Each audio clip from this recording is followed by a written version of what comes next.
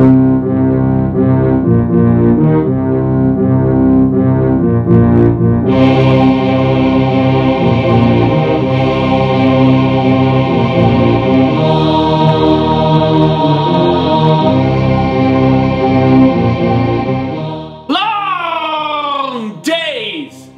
nights, fellow travelers along the path of the beam. I am known on this level of the tower as Jaime and Fuego, and if you please, you join me here for a bit of palaver on Hail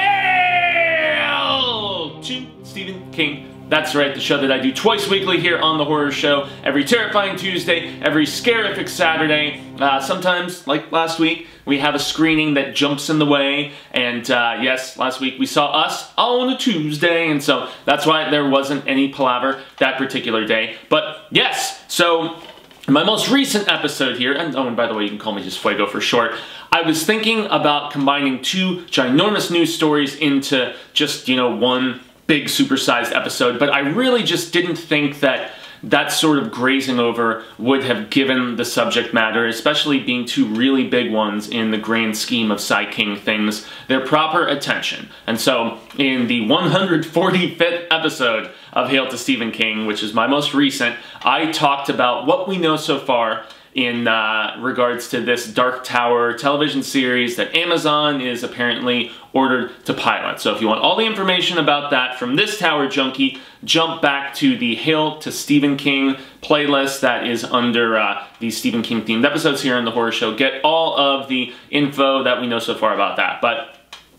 another big story hit last week because we got our first details all about the second season of this show. Yeah, the Queso Rocks, yeah. I was very outspoken last year about the fact that I was not a big fan of Castle Rock, but I was not a big fan of Castle Rock initially, and the more I've thought about it, the more I'm kind of okay with it because of the fact that I was in the midst of a transition as far as perception goes with regards to adaptations of Cy King's work. That was because we got so many of them in the last, like, just couple of years, you know? And really, with this year especially, Chapter 2 coming out of it, the reimagination of Pet Sematary. Also last year I did well, my first full look at the Mist television series that was on Spike before the channel was rebranded. And so I became more accepting of just reinterpretations and reimaginations for the sheer fact that I now describe them as a twinniverse, another level of the tower, or basically just an alternate reality. And when you really think about it, there's been a lot of Stephen King work that has changed characters' color, motivation, and obviously, notably, endings of stories. I just rewatched Secret Window, and I had forgotten that, yeah, that's actually, it's the ending you think is going to happen in the book, and that's what they actually went with in the film, as opposed to, you know, just doing it beat for beat. And in some ways, I'm really, the more I think about it, okay with that, especially if it's a story that's been done before, just because someone like me who's read every single one of these books, and it took like 8 years to do so, keeps things fresh. It throws you a curveball, and sometimes it can keep a CR like myself on their toes and a little bit more engaged when you don't know beat for beat everything that's going to transpire. And so I will be revisiting this at some point before the premiere date of Season 2 on Hulu. But yeah, I remember watching this with a very special lady and who I was seeing at the time. And both of us started out really into it, and then as episodes wore on, it just really fizzled, and it became kind of hit and miss, where there were certain episodes that were really tremendous, like the Red Queen episode with Sissy Spacek, and then there was other episodes that were just kind of like, meh. And they really just, the show didn't explain itself very well, and in my estimation, couldn't really figure out exactly to the extent the story that they were trying to tell. It was a lot of, as her and I described at the time, half-baked ideas, you know? And some of them were quite intriguing, and I wanted to see further development, but it just never happened. And so maybe upon a proper revisit of the first season of Castle Rock, produced by J.J. Abrams, Bad Hulu, Bad Hulu, that's a Bad Hulu! Bad Robot Productions. So, yeah, but we do have the same creative team returning, so I believe it's Sam Shaw and yeah, Dustin Thomason. So they are returning as the showrunners and the two main minds, at least guiding the writers' room for this show. The one thing that we don't know is if it's going to be a completely different writer's room, or if there's going to, like, you know, notably Mark Bernardin from, you know, Fat Man Beyond, formerly known as Fat Man on Batman with Kevin Smith. Yeah, he was a part of that writer's room, and he did have an episode in particular that he wrote. There was a lot of interesting Twinnyverse stuff, and this being an alternate reality of Castle Rock in a lot of ways, you know. And I don't know. Once again, there was some good stuff there. There was some disappointing stuff there. But the one thing that we have not yet confirmed is whether it's going to be any of the same people coming back, all of the same people coming back, or a completely different core of people. Because the one thing about the Castle Rock series on Hulu that they were very just outspoken about from the get-go was that each series was basically, each season of the series was going to be its own, almost like American Horror Story, self-contained, you know, just kind of tale with its own characters and whatnot. Now, that doesn't mean that it isn't a shared universe a la American Horror Story, because there are characters that pop up, you know, albeit in smaller roles in certain circumstances in later seasons. But bottom line, it was going to have a new set of main characters that they were going to focus on. And basically from the synopsis that we got along with the first 6 casting announcements just this past week, I'm assuming that this is, whereas the most recent ones seem to be taking place in modern day, or at least somewhere close to that, especially based on the age of a certain character who is going to be one of the cornerstones of the storytelling here. I'm guessing this is going to be a period piece, and personally, totally okay with that. I'm happy to see them jumping into a different era of Castle Rock, which is what presumably they are doing here. So, just to give the rundown about what we know so far about Castle Rock Season 2, there's 2 ginormous casting announcements that really got me immensely excited. Most notably, the fact that we have an incredibly beautiful but versatile and talented actress tackling an iconic Stephen King role. Honestly, for one of the most iconic villains that he ever did, a villain that won Miss Kathy Bates an Academy Award. None other than Annie Wilkes, the obsessed, you know, all obsessed about her misery, so on. But yeah, so Lizzie Kaplan, who had a smaller role on Cloverfield, the original film, a very notable one, because I remember her getting bit and then they take her into that like quarantine area, and you think she like blows up, she's bleeding out of her eyes and stuff. It's crazy. And she had a lot of smaller like guest starring roles when she was younger on a few different things, but I always remember her from Hot Tub Time Machine with John Cusack. But I think the first thing that I ever saw her in maybe was True Blood, honestly. I think she was on there for a few episodes. It was like maybe 4 or 6 or something like that. And if I remember correctly, she shows her loveliness off, and she has a thing with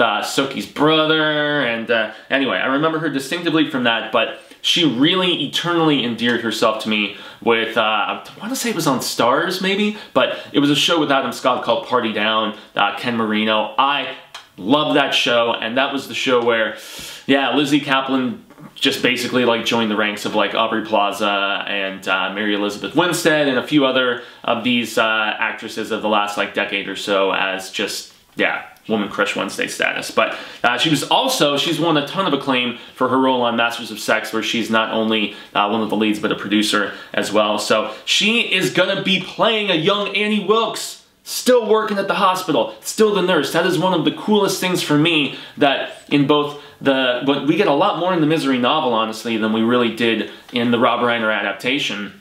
And I am stoked to see a young Annie Wilkes, like beyond belief excited to see this twisted bitch and just her teetering on the edge of her own sanity. And that's, according to the synopsis that we got from Deadline last week, going to be a big time plot thread. And even more exciting is the casting news of Elsie Fisher, who wowed the hell out of me in 8th grade last year, as her daughter, who just...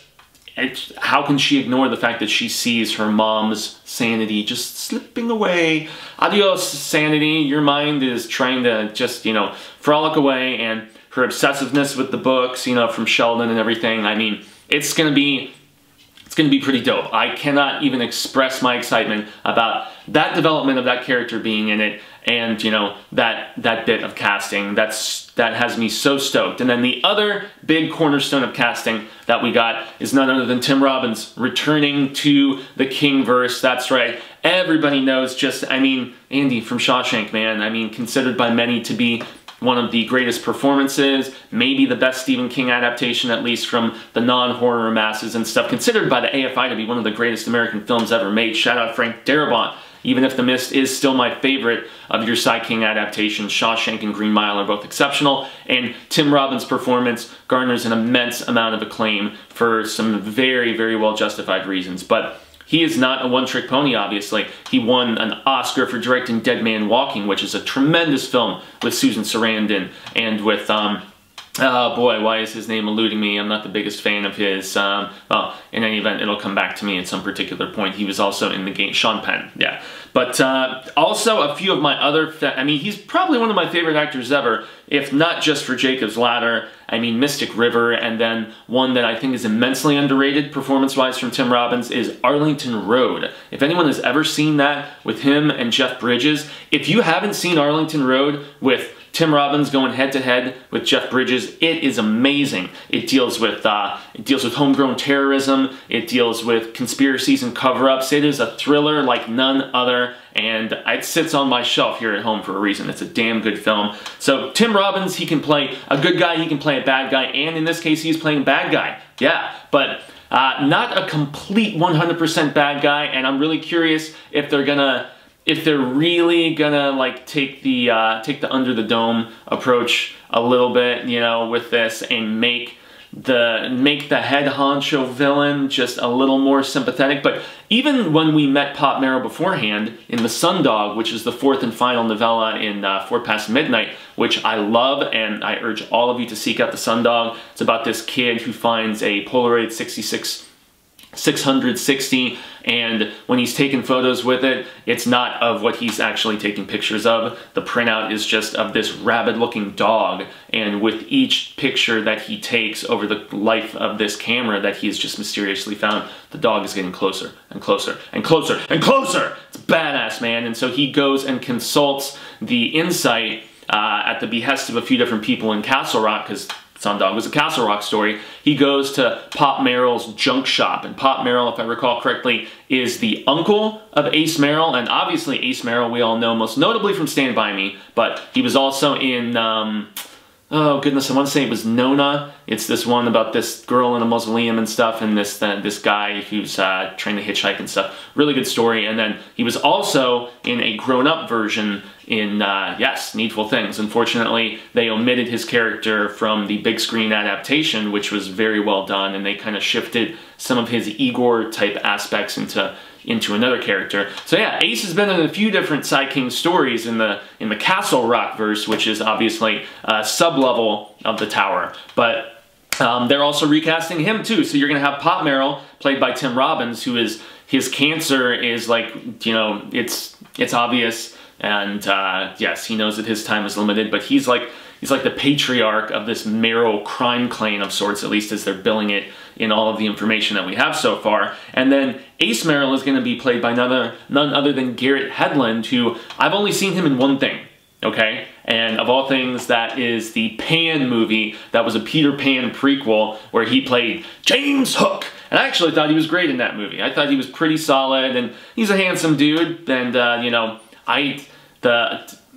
someone I was dating at the time was a big fan of a role that he had called Country Strong, I want to say. And I want to say that Gwyneth Paltrow in it, maybe. I'm trying to remember specifically. But yeah, he sang a bunch of his own songs in that, and I know that he gained acclaim within the country community, but he's also been in a ton of other things like Tron Legacy, Mudbound, Aragon, Friday Night Lights. He has quite the IMDb, I gotta say. So this Garrett Hedlund dude is going to be playing Ace Merrill, the role that was very famously played originally by Kiefer Sutherland in Stand By Me, adaptation of The Body from different seasons. So those 4 people alone, between Elsie Fisher from 8th grade, between Garrett Hedlund as Ace Merrill, yeah, that's right, from Country Strong, let's say, that being one of his most notable roles. And then obviously Tim Robbins from Everything playing Pop Merrill, Sundog, and then Lizzie Kaplan as Annie Wilkes. I mean, those 4 alone, that is a pretty impressive core casting. There was also somebody who was playing Chris Merrill, so there is going to be a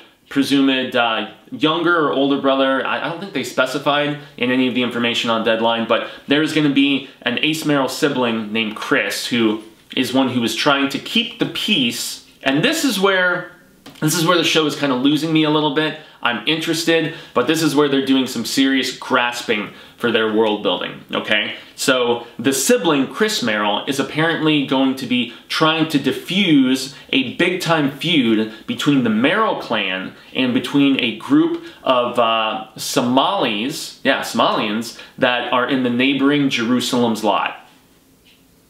Yeah, so we're getting some Salem's Lot flavor here. Yeah. Here in Castle Rock. Weird, right? I mean, I don't know if there's going to be any vampiric influence, but the fact that Jerusalem's Lot is going to be playing a part. But the 2 cast members from Jerusalem's Lot that we know about are going to be actress Yusra Warsama, who the only thing I've seen her in is Last Days on Mars, which she was pretty good on. It's an interesting sci-fi film with some horror aspects to it. And playing her brother is going to be Barkad Abdi, who won a ton of acclaim for his role in Captain Phillips, which was the Tom Hanks film where he's like the guy in the boat who gets they basically have Somali pirates come and take over, and I always think of Somalian pirates on South Park. Anyway, there's my... I always try to sneak in a South Park reference on here if I can. But I also saw Barkad, I want to say Blade Runner 2049. It wasn't like a big role, but so he doesn't have an extensive IMDb. He's much fresher on the scene, as is Yusra. So the 2 of them are going to be playing siblings, where Yusra is the hospital director in Jerusalem's Lot, and then her older brother, played by Barkad, is going to be putting together a Somalian community center for presumably, refugees who have come into America and are staying in that particular area of Maine and residing there, just so they have opportunities for both, proper healthcare, community camaraderie, and stuff like that. So there is apparently some sort of brooding feud between the Merrill clan and between these Somalis. So it's like Castle Rock versus Jerusalem's Lot, and that's where Chris, Ace's brother, is going to be trying to like mediate the situation, whereas Ace is like waiting for Pop to die, and then he's going to take over the Merrill crime clan and just go full-blown, against these people in Jerusalem's Lot. It almost sounds kind of Godfather-esque, right? I don't know. This is the plot thread where they're losing me, and there is obviously a lot of balls in the air with regards to the first season of Castle Rock. So obviously, that is going to be no exception here when we get the second season of this show. So, I don't know. I was happy with, Pangborn being brought back in and his stuff was some of the most interesting, I thought, even if they did take on an alternate, just kind of story with him instead of what we saw at the end of Needful Things. And so, once again, Twinniverse, it's just a different take on characters. It's not, every single adaptation at this point for me is going to be just an alternate dimension to a degree of what we got in the source material. And so that's what I'm trying to approach this with. But I don't know, y'all. I must admit, it's half of it sounds really intriguing to me with the young Annie, and then the other half with I'm stoked to see Pop Merrill played by Tim Robbins. I think that is inspired casting. I think it's going to be really badass interesting, and just seeing, because I thought his character was not like the epitome of incarnate evil, like we got in Ace. Ace was like pretty bad, man, and whereas Pop had his own just agenda and was very much out for himself, but I don't know, he was a little smarter, a little more mischievous and whatnot. So I don't know, those between Robbins and between Elsie and I don't know, the casting, all the cast members they've announced so far have me intrigued. It's just the execution of the storytelling here that I am just most apprehensive about, But hey, count me in for the price of admission just for a young Annie Wilkes alone. That just intrigues the hell out of me, and especially played by Lizzie Kaplan. And seeing her play crazy, that's going to be even better. I'm super stoked. So with all of those bits of information that we now have, y'all, what are your thoughts about the second season of Castle Rock? What are you thinking? Are you excited? Are you apprehensive like me? Are you pretty degaff? Were you just not a fan of that first season? I don't know, a lot of people on Hail to Stephen King, the Facebook group that I have, that if you have any interest about further palaver on Cy King, if you're a Tower Junkie or a new constant reader to the fold, jump on there. There's only like 400 something of us, but it's a very closely knit Ka-Tet, and I'm the sole administrator and moderator on there. I accept pretty much everybody, just as long as we keep the discussion primarily to the King clan, because we sneak in, you know, little Joe Hill and a little bit of, you know, Tavi and Owen from time to time. But yeah, that is actually something that I plan on regulating a little bit more so, because I have seen people just throwing non-King related stuff out in the posts, and as more and more members have come on, it's become tougher to moderate every single post and respond and, you know, give my insight and whatnot. So I've been thinking, as I might have mentioned before, I'm pretty sure I did, about having something like a Manic Monday where people can post things beyond Psy King just to have that sort of discussion, since we all have become just, you know, cool friends and acquaintances and just, you know, got to know each other through Psy King. But I don't know, if you're a member of the group or if you would like to join up, give me your thoughts in the comments below. And also, as I mentioned, comments on what you think about the upcoming Castle Rock Season 2. Now, the previous season premiered in July. We still don't have a premiere date yet for Season 2, but yeah, I'm assuming that's going to be coming through the pipeline maybe around the time we get a first trailer perhaps, or something like that. But there's so much King stuff this year. I mean, hey, it's joining a very, very crowded crew. So, I have been Jaime and Fuego. You can find me on all social media sectors like Twitter, Instagram, Facebook, and YouTube with my own personal YouTube channel. Just search Infuegotainment, or if you just, you know, jump to any of the social media sectors at Jaime and Fuego, like you see spelled below, that's how you can find me on there. I did just most recently reviews of both the Clone Wars cartoon that was done by the Samurai Jack guy, both Volume 1 and 2, and then I also reviewed the Clone Wars film, and I also have reviews of Episode 1 and Episode 2 of Star Wars, because I'm covering that entire series as we lead up to Episode's 9 release in December. I'm going to see Dumbo tonight at an early press screening, so a review from that will be going up as well. If you have any interest in Tim Burton doing a live-action version of that, I also did reviews of all 8, that's right, all 8 of the Best Picture nominations this past year for the Oscars. But obviously, y'all, you are here on the Horror Show, so if you haven't liked and shared and subscribed and hit the bell to get notifications, done all that jazz, please do so. We are gearing up for the International Horror and Sci-Fi Film Festival, which is here in the Phoenix area at the Scottsdale 101 Harkins Theater, April 4th through the 14th. We're going to be doing all kinds of cool coverage there. And yes, so if you want all of that coverage, if you want the reviews, the trailer reactions, the convention coverage, video game Let's Plays, interviews, we do some cross-channel stuff from time to time with contemporary YouTubers that are also of the scarific variety, make sure to jump over there too. youtube.com/thehorrorsearch channel, which is where you're at right now, obviously, taking palaver here. So, I guess that is going to bring us to the end of the road, y'all, and I will say, hasta luego, cinemigos. I am hopeful that we get to share more palaver sooner rather than later. And until the Wheel of Ka comes around once more, I say thank you, and until next time, remember, stay scared, and read Stephen King, even though I know we're all talking about, you know, like watching Stephen King related stuff. Do yourself a favor and check out The Sundog in, that's right, 4 past midnight.